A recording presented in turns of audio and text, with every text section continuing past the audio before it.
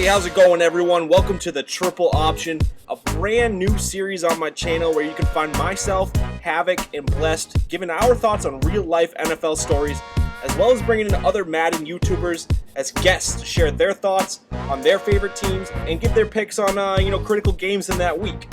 Hopefully, we'll have a ton of fun as we go through this weekly series as the NFL season goes ahead. Visually, what you guys are going to be seeing is a pre-recorded gameplay with a ticker, much like ESPN on the left side of the screen, and clickable links to our channel homepages down below. There's going to be a table of contents in the description, so if you guys don't want to hear me talk about the Patriots, I know it's a 26-minute video, you can check out the table of contents, fast forward to the 49ers, fast forward to the Raiders. We're trying to make this as easy as possible for you guys to interact. Hopefully, as the NFL season progresses, we'll bring in some of your favorite Madden YouTubers or your favorite YouTubers in general to talk about their favorite teams and stuff. But without much further ado, let's kick off this episode, the first episode of the Triple Option. What's up, guys? Introduce yourselves. What's going on, YouTube? It's your boy, HaVoC. See what I did there? See what I did there, Bless? That's right. Gento? No, it was Bless. It was a hybrid. I don't care what you say. It's a hybrid. It's a hybrid. What it do, y'all? It's your boy, I'm Blessed. See, he does it so much better. That is nice. All right, the first topic of the day today is my Patriots. Something easy to talk about. And, the first thing on my mind comes to Aaron Hernandez, Wes Welker, Brandon Lloyd, Danny Woodhead. You guys know what I'm talking about right now? Yeah, yep.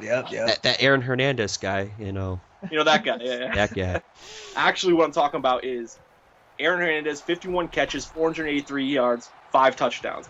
Wes Welker, 118 catches, 1,354 yards, and 6 touchdowns. Brandon Lloyd, 74 catches, 911 yards, 4 touchdowns. Woodhead, 40 catches, 446 yards, 3 touchdowns. Rob Gronkowski, 55 catches, 790 yards, 11 touchdowns. Now, I know Rob might be coming back soon, but, yeah, they're not going to be without him in the first couple of weeks. If you guys didn't know, the Patriots seem to pass the ball a lot. They pass the ball quite a bit. No, I don't know, man. Get this. 338 catches, 3,984 yards, and 24 touchdowns. Wow. That's a lot of freaking yards, especially when Tom Brady only threw 401 times for 4,827 yards and 34 touchdowns. That's 84% of his catches, of his passes, 82% of his yards, and 70% of his touchdowns are going to be missing come week 1. Do I think they can replace him? Yeah, I really think they do. They got new receivers in Aaron Dobson, Danny Amendola, Josh Boyce, Zach Sutfeld, and Kembrell Tompkins. Now, I know a lot of those guys, you have no idea who they are. I know who Amendola is now after that freaking Amendola. Well, Amendola played, he had a stint with the Rams. He was a really good catcher. He actually reminds me a lot of Wes Welker. I think he's a little bit taller. He can work on the outside a little bit more. But, I think he's going to bring a lot to the offense, especially because he already knows the system. He worked under Josh McDaniels in St. Louis, and Josh McDaniels is the offensive coordinator now in New England. So I think a lot of that is going to translate well for him. He showed a lot of good chemistry with Brady, too, in the preseason, which I really liked. Yeah, I think the two big losses I think is going to really affect the Patriots. Well, one of them is real obvious. It's going to be Aaron Hernandez. The 2 tight end set, you can't replace athleticism at that tight end position like Aaron Hernandez had. And for the second one, it's going to be Brandon Lloyd, man. The ability to stretch the field, Tom Brady's not going to have that, man. Now he's got Danny Amendola. But even before, a few years prior, he didn't have a receiver to stretch the field, but they still made it to the Super Bowl when they won.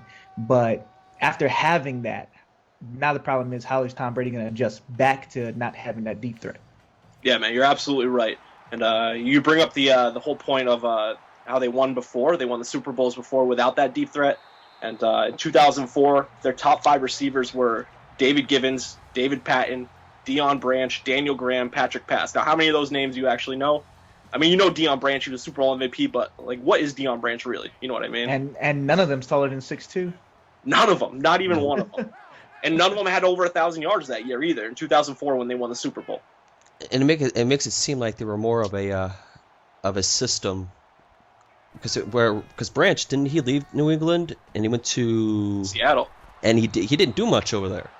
And then he didn't do jack. And then he came back to New England and he did a little, kind of almost, I wouldn't say picked up where he left, but he did a little bit better than his stint with Seattle. So I mean, I think it's more of the system. They fit that system of the small receivers, the small quick receivers, like the Wes Welkers. He's a small guy. And you were mentioning, not having that person to stretch. The last person they had to stretch the field was Randy Moss. And other than that, Brady's never really needed a deep threat because he always had those small, shifty guys, possession receivers, just dink and dunk over the middle. So part of it's definitely because of the system, but a lot of it's got to do with Tom Brady, man. That guy's one of the best quarterbacks that we're ever going to see in the NFL, and he elevates his teammates, to new levels. And I think he's going to be able to do that again. Not to mention, I think the Patriots are going to be all right with the running game this year. Believe it or not, man, I think they're going to run the ball a lot more. They're not just going to run the ball to set up the pass. You know what I mean? They're going to run the ball to actually run the ball this year. I agree. In 2004, Corey Dillon led the league in rushing. He was the rushing leader that year, 1,635 yards. Last year, Stephen Ridley had 1,263 yards, which increased from the year before, and I think he's going to be on pace for, about 1,500 yards this year. That's a big, bold statement. I don't know about that. I think he's got the talent for it. I guess that remains to be seen. I think they'll be top 10 in rushing this year. With that running back core, they got a lot of decent backups. The Patriots, man, their all-around offenses, they're stacked. Even without the big names, the New England Patriots are still a team to be worried about. All right, so that's enough about Patriots talk. Let's go ahead and move on to HaVoC. He's going to be talking about the Oakland Raiders, those bad boys from the West Coast. Yeah, I'm not going to be able to talk much other than the fact of the whole, I wouldn't say controversy, but the big story is who's going to be the starter, Terrell Pryor, Matt Flynn. And it was kind of leaked out, I believe, Monday night that Terrell Pryor will be the starting quarterback this week. Really? I did not know that. Yeah, it was leaked out that he'll be the starting quarterback this week because he's been practicing with the first team in practice. And me personally, I wanted him to win the job. I kind of liked him because I think the new era, the new quarterback is the mobile quarterback with RG3s, the Kaepernicks, and just I don't know. They keep knocking on his throwing mechanics, but if he could be a playmaker with his legs, I'm okay with that. And by judging from the preseason games that I watched, what Matt Flynn's out there, he's getting sacked and he's getting pressure. He's not able to maneuver and get away from the defense. And the only thing Matt Flynn does have over Pryor is his short arm accuracy. He can hit them. Whereas Pryor, when he is feeling pressure, he tends to roll out and he's gaining chunks of yards because for a big guy, he's a big guy. He's like 6'4", 6'5", and the speed that he has, I think it catches a lot of people off guard. So I'm kind of happy that he is the starter, but they did say this week, so I guess it's still pending, kind of up in the air. It depends how he does against Indianapolis this weekend. That's true. Yeah. The story of Matt Flynn, man, that's interesting to me. He comes out on fire in Green Bay, you know what I mean? Gets that job in Seattle, finds himself in a quarterback battle with Russell Wilson, and then he goes down to Oakland. He's in a battle with another mobile quarterback. A quarterback that got drafted in a supplemental draft. And what I add was the very last draft, our player that Al Davis drafted before he passed away. So yeah. You guys ran Carson out of town too. I was kind of okay. This is my one thing about Carson Palmer, and a lot of Raider fans say, "Oh, we miss Carson Palmer, that arm." He was his stats were inflated so badly. It's not even feasible because we're out of the game by the third or fourth quarter. That's where all his yards are coming. That's how he's getting his yards. He's getting garbage stats. So when people say, "Oh, he had a great year stat-wise," they were garbage stats. Look at his fourth quarter stats. That's how so inflated they are. The game he did start, he threw 3 picks in that game? Well, it was the year that we traded for him, and they just threw him right into the fire. And that still boggles me a little bit, but it was expected because he didn't know the playbook. But like having a full season with this last year, his stats were just somewhat inflated in my opinion, and he was good. Of course, he's better than the talent that we have now, but people were making it sound like he was a top 10, top 15 quarterback, and he's not. He hasn't been since his Bengal days before he got hurt. Well, we'll see. Now he's united with Larry Fitzgerald down in the desert. Yeah. That could be interesting. But I want to go back to Terrell Pryor real quick. Terrell Pryor's speed is baffling. He doesn't look fast. He's big and he's swift. But when you're watching him on the field, he's just moving, and no one can catch him. But he doesn't look like he's running fast. I know, it's like so just doesn't look like he's running fast, but nobody can catch him. No one can catch him. That's the only thing that, that's why I wanted him, because like I said, it's a new age quarterback now. Quarterbacks these days have legs, they can move, they can get out of the pocket, and I've been saying this, we need to start him. Let's give him a full year. Just test him out, But Pryor wasn't he's not a read option quarterback. He didn't run the read option in Ohio, did he? No, he ran he was a lot of spread the spread. He ran out the spread. So I mean, it wasn't mainly option. He was tossing the ball all over the field. But yeah, he was in the spread, shotgun spread. But he did run a few the preseason games I watched. He did run some pistol, and a big question every year is the health of Darren McFadden, because when healthy, he's a top 5 running back. I don't care what anybody says. When healthy, he's a beast. But he only plays like 8 games a year, and it bothers me. So now it's his contract year, and if he apparently he wants to stay in Oakland, but the Raiders are not talking to him about contract, and they shouldn't, because he gets banged up too much. He didn't play the last 2 preseason games because he had a banged up shoulder, so they held him out in 2 preseason games. So those are the 2 questions. Terrell Pryor is the man for the job, and the health of Darren McFadden, and I don't expect us to go anywhere this year, so that's just how content I am with this. Trying to get Clowney? I want Clowney. Over in Oakland? we need a pass rusher. Already? Yes. My crusade of Clowney has begun. We need a pass rusher. We don't need a first-round quarterback, because history's proven over the years you don't need to draft a quarterback in the first round in order to make a splash. All right, so let's toss it across the bay over to the blessed and the San Francisco 49ers. San Francisco. All right. Man, I don't know what to say about the 49ers, man. It's either they're going to have a good season or they're going to win 10 games and it's going to be a bust. It's going to be a disappointing season with a 10-game win. Due to the fact that the division they're in, the Seahawks are just keeping up with them. I never would have thought it. After the first season, 49ers did well. All right, cool. Next season, 49ers did amazing, but so did the damn Seahawks, man. So the Seahawks are a step behind. They may even be stride for stride with the 49ers. So it's interesting to see what's going to happen in that division, man. But the most important pieces, I think, for the 49ers is not going to be their defense. It's not going to be Colin Kaepernick or that read option, the pistol. It's not going to be none of that. I think it's going to be the wide receivers, man. They need a lot of help at wide receiver. The only notable one they got is Anquan Bolden, but they did draft Quentin Patton. They traded for John Baldwin, which I think is a good pickup for the 49ers with John Baldwin. John Baldwin is a bust. Yeah, he did. He had his moments, but he wasn't consistent, and I think that was the big problem. But I think with the 49ers, he may be able to show that consistency. So I'm excited to see what John Baldwin does, because a lot of people's not giving him no love. He's not getting any love. But I think the NFC West is probably one of the toughest divisions in the league. They're the toughest. That's the toughest. Got the Niners, Seattle, and Arizona. I mean, they started out pretty good last year and they kind of fizzled, but now they picked up Carson. They got a legit quarterback now. Yeah. So you can't really sleep on the Cardinals. Who knows? And the Rams, always got high hopes for the Rams. Yeah, always. And it also hurts me that you say that only winning 10 games is a bust for you. And as coming from a Raiders fan, I would kill to have a winning record. Season.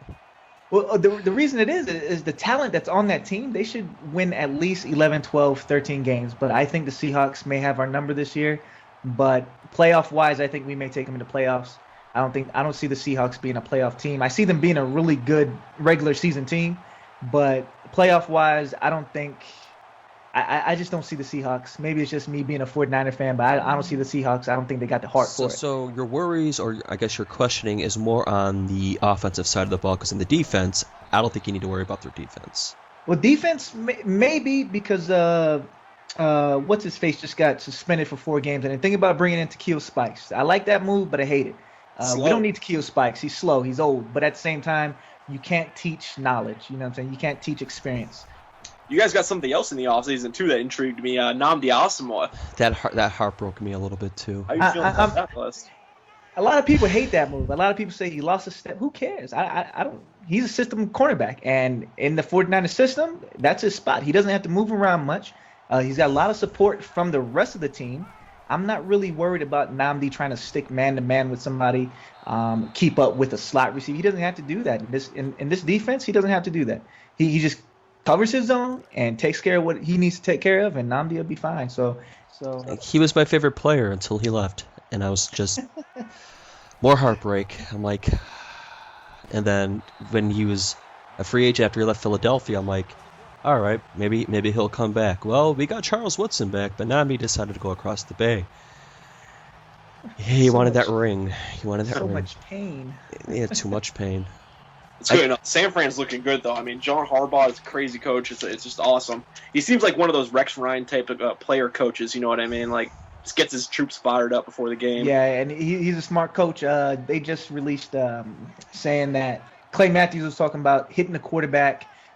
It is true. The only way to stop a running quarterback is to continue to hit him in the mouth, because once you run that pistol option, that read option, you're no longer a quarterback. You're a target. A runner. Yeah, you're a target. Yeah, Yep. you're eligible to get hit. So Clay Matthews was talking about how they're going to stop the read option, and he just said, we're going to hit him. We're going to hit him. We're going to keep hitting him until he decides he doesn't want to get hit anymore. And that's where Harbaugh brought up, now he's targeting. Everybody knows it's not targeting, but Harbaugh's going to bring it up, so now it's going to be open to the eyes of the officials. Right. Hey, maybe they are targeting Kaepernick. So Harbaugh's a smart coach. He's a smart coach. He gets into... You call it smart. I call it whining. I think it's strategy, because you don't say anything about it, nobody would know. Well, we're on the Niners, though. Yo, I saw Colin Kaepernick wearing a Miami Dolphins hat a couple weeks ago. It's what he does. Hey, you can't help but be a fan. I mean... No, I kind of go along, like, since he brought that up, if you wore a different sports team, like a baseball cap or basketball cap, fine. He's wearing another team in the profession that you work in, I have a problem with that. Like, if I saw a Raider player wearing a Kansas City Chief hat, I'd be pissed. Well, you Raider fans are ruthless, though. You see a Raiders fan wearing anything other than Raiders gear, you guys freak out. Yeah, we stab them. But they don't come out alive. But, I mean, to me, I understand where you guys come from with the whole it's in your profession. It's the enemy on the other side. They're not in the same division. If he was wearing a Seahawks hat, okay, we got problems. The first matchup we got, Baltimore going to Denver. How do you guys feel about that game? I have Denver winning that game. Faith in Peyton Manning, huh? I think Peyton Manning, he's going to torch the Baltimore defense. I think he's going to throw 3 TDs, maybe throw 1 pick, because he'll force one. But I don't think it's going to be a blowout. But I see it being like, a 31-21 type win.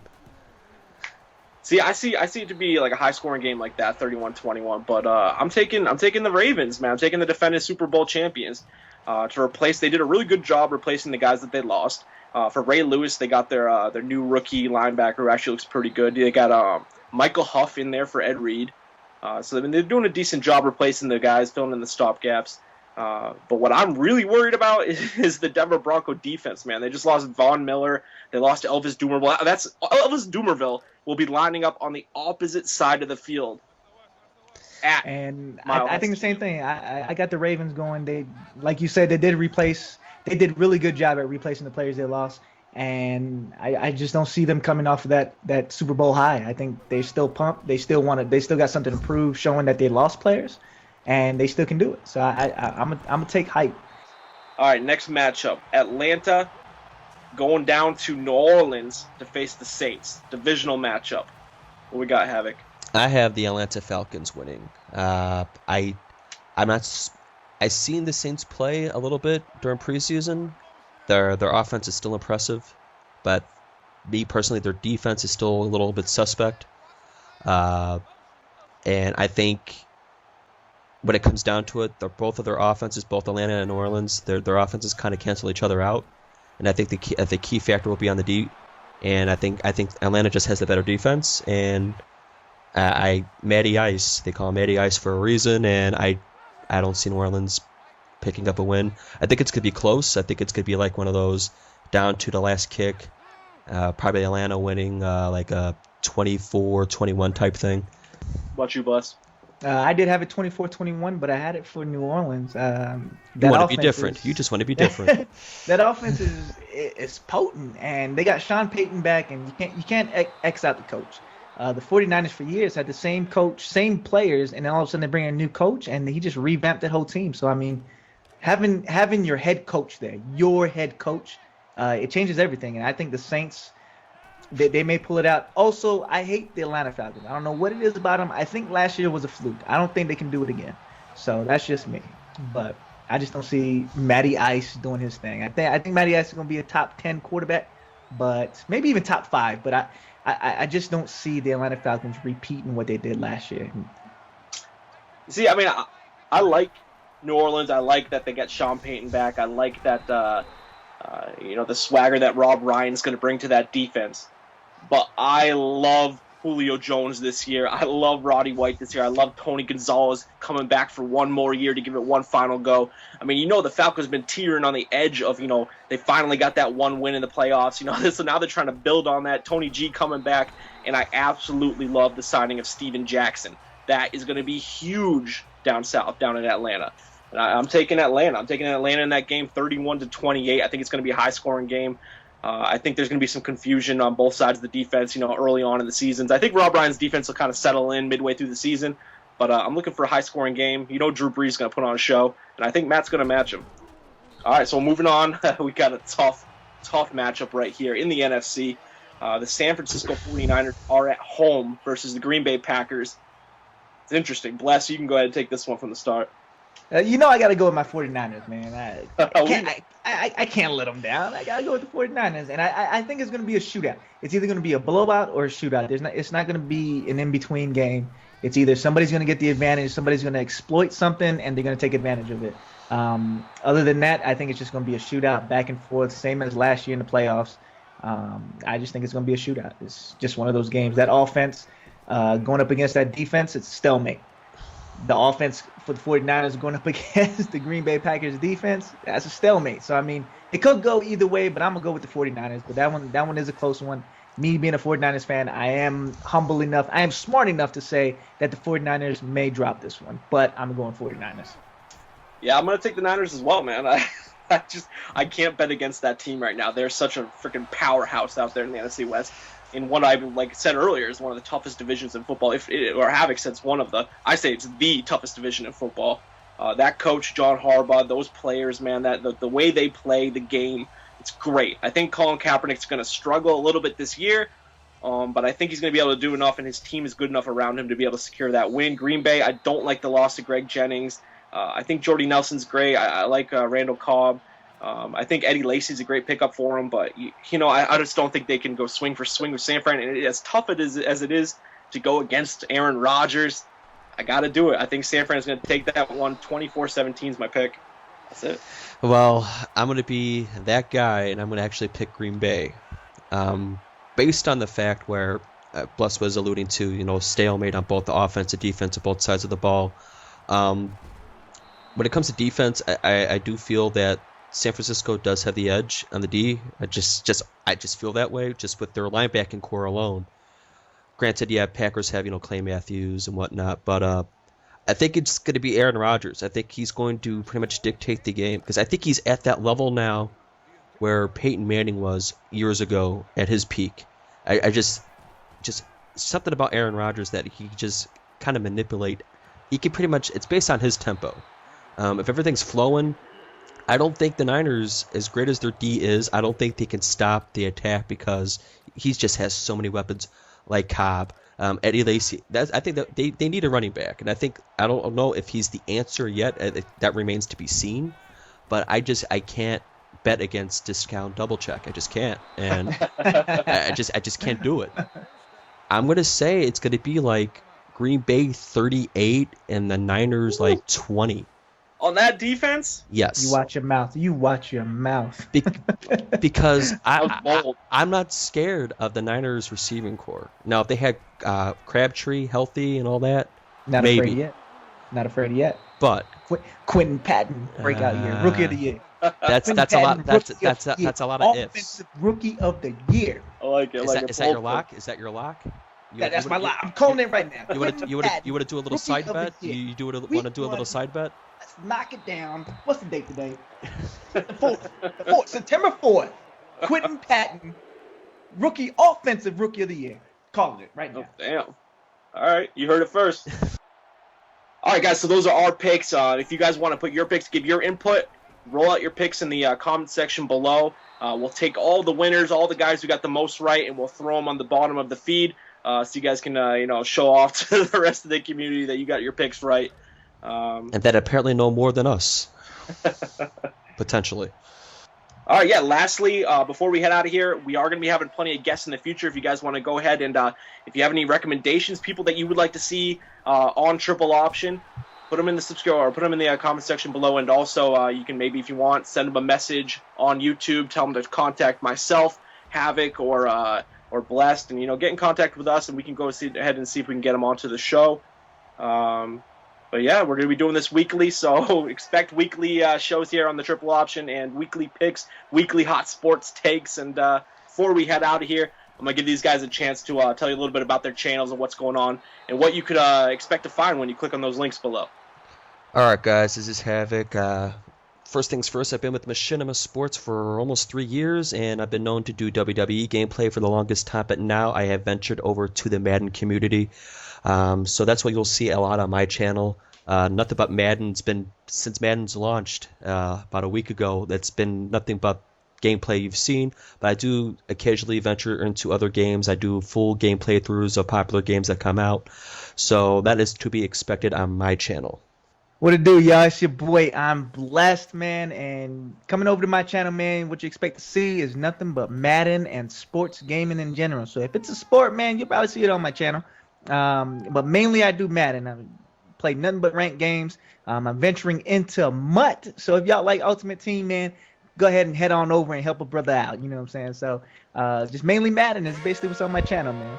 That's going to do it for this week's episode, guys, man. I really hope you guys enjoyed the talk, gave some good insight there from all three of us that I feel maybe, you might find interesting. Let us know in the comment section your thoughts, anything you have on your mind, dude. We're down to discuss it. Till next week, though, it's the Brucery. I'm going to get out of here.